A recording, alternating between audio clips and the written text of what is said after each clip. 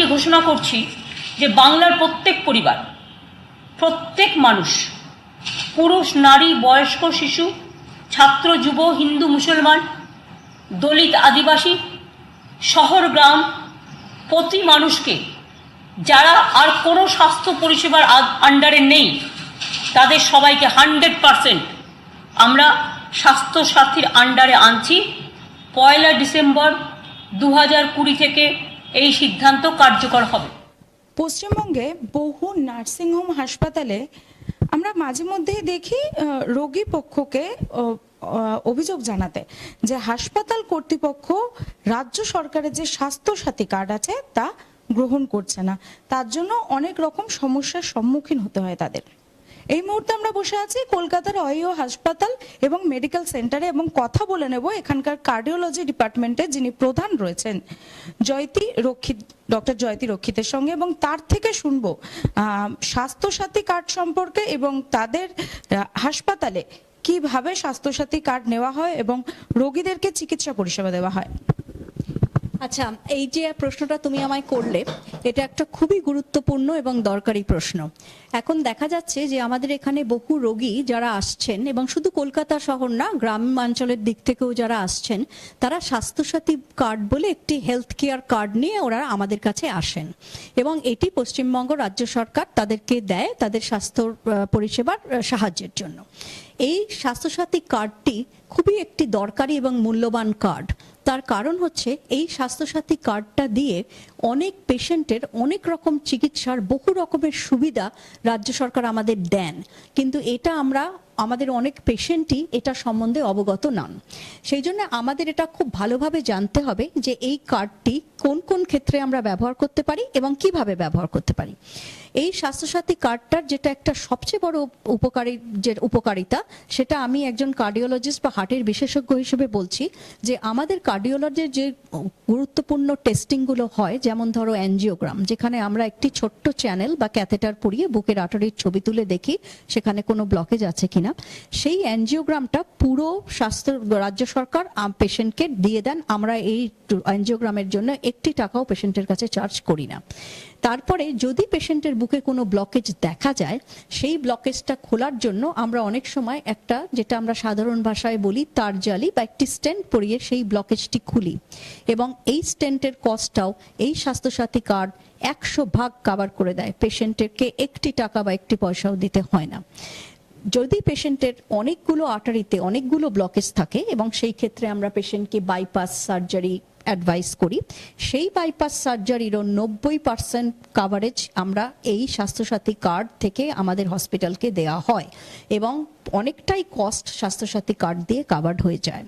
এখন একটাই জিনিস শুধু আমাদের লক্ষ্য রাখতে হবে যে এই সিএজি বা অ্যাঞ্জিওগ্রাম বা বাইপাস সার্জারির আগে কিছু পরীক্ষার দরকার হয়। যেমন একটা ধরুন, আমরা পেশেন্টকে অনেক সময় বলি একটা ইলেকট্রোকার্ডিওগ্রাম দরকার বা একটা একোকার্ডিওগ্রাম দরকার বা কিছু রক্ত পরীক্ষা, সেইগুলো স্বাস্থ্যসাথী কার্ডের বিভাগে মাধ্যমে হয় না।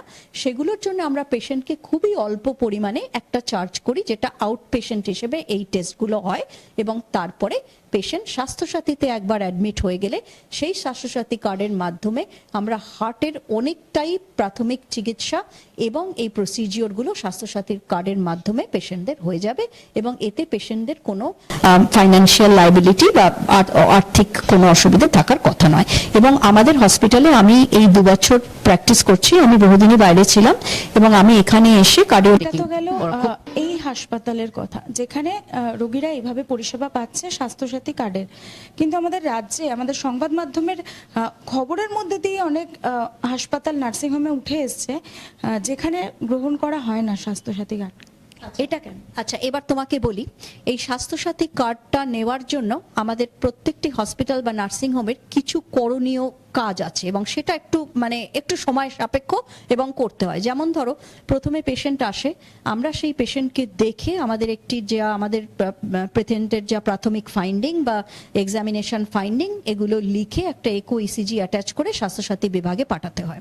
স্বাস্থ্যসাথী বিভাগ সেইটা দেখে নির্ণয় করবেন, যে আমার নোটটা দেখে তারা বুঝবেন যে হ্যাঁ, পেশেন্টের এই সার্জারিটা খুবই অবশ্যভাবে দরকার। তখন ওনারা আমাদের একটা অথরাইজেশন দেন, এবং সেই অথরাইজেশনটা পাওয়ার পরে সার্জারিটা আমরা প্রসিড করতে পারি। তো এই কাজটা করার জন্য প্রত্যেকটা হসপিটাল বা নার্সিং হোমে একটা ডেডিকেটেড টিম লাগে। আমার এখানে হসপিটালে 2জন নার্স আছে, একজন স্বাস্থ্যসাথী বিভাগের দপ্তরে একজন আছেন, এবং তারা 3-4 জনে মিলে এই সিস্টেমটাকে কোঅর্ডিনেট করেন।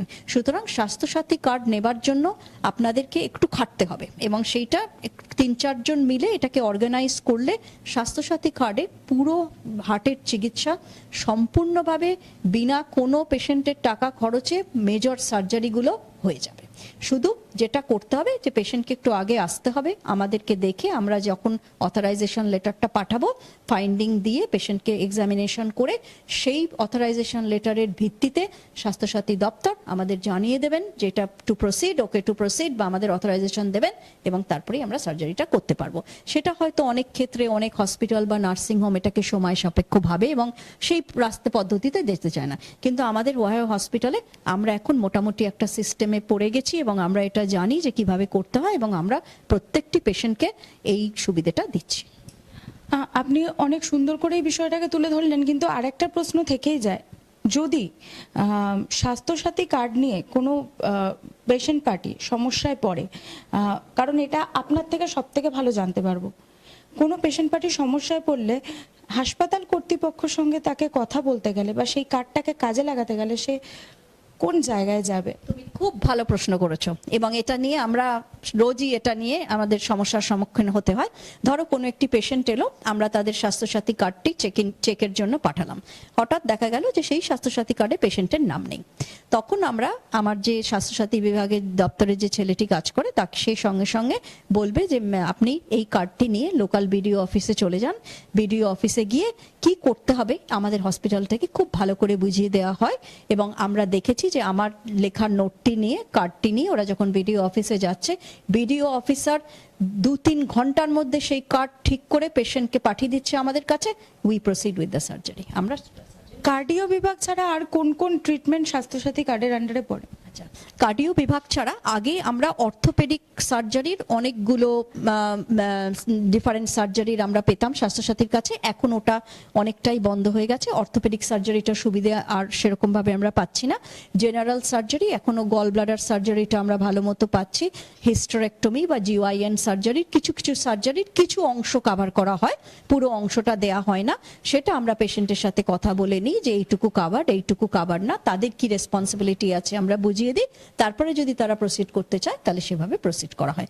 তবে যেটা আমাদের শরীরের সবচেয়ে বড় ইম্পর্টেন্ট যন্ত্র, যেটা আমাদের হৃদযন্ত্র এবং যেটা মানুষের life saving organ of the body বলে আমরা বলি, তার যে মেজর চিকিৎসা বা সার্জারি সেগুলো স্বাস্থ্যসাথী কার্ডে অত্যন্ত সুন্দরভাবে কভার হয়ে যায়। এটার জন্য কোনো অসুবিধে নেই। আমি গত 2 বছর ধরে করছি এবং আজ অবধি আমি এখানে ধরুন 200-300 অ্যাঞ্জিওগ্রাম অ্যাঞ্জিওপ্লাস্টি করেছি, আমার কোনো অসুবিধা হয়নি স্বাস্থ্যসাথী কার্ডে। এছাড়াও অনেক সময় দেখা যায় অনেক নার্সিংহোম স্বাস্থ্যসাথী কার্ড নেয় এবং চিকিৎসা পরিষেবাও দেওয়া হয়, কিন্তু তারপরে যখন পেমেন্টের সমস্যা, মানে পেমেন্টের বিষয়টা আসে, সেই সময় সমস্যায় পড়তে হয়। হ্যাঁ, মানে সরকারের তরফ থেকে স্বাস্থ্যসাথী কার্ডের আন্ডারে যে টাকাটা বরাদ্দ করা হয় সেই টাকাটা ক্লিয়ার হতে একটু সমস্যা হয় হাসপাতাল বা নার্সিংহোম কর্তৃপক্ষের কাছে। হ্যাঁ, এই বিষয়টা একটু জানতে চাই। এটাও খুব গুরুত্বপূর্ণ একটা প্রশ্ন করেছো তুমি আমাকে। অনেক সময় অনেকে কমপ্লেন করেন হসপিটাল কর্তৃপক্ষ যে তারা স্বাস্থ্যসাথীর পেমেন্টটা সময় মতো পাচ্ছেন না।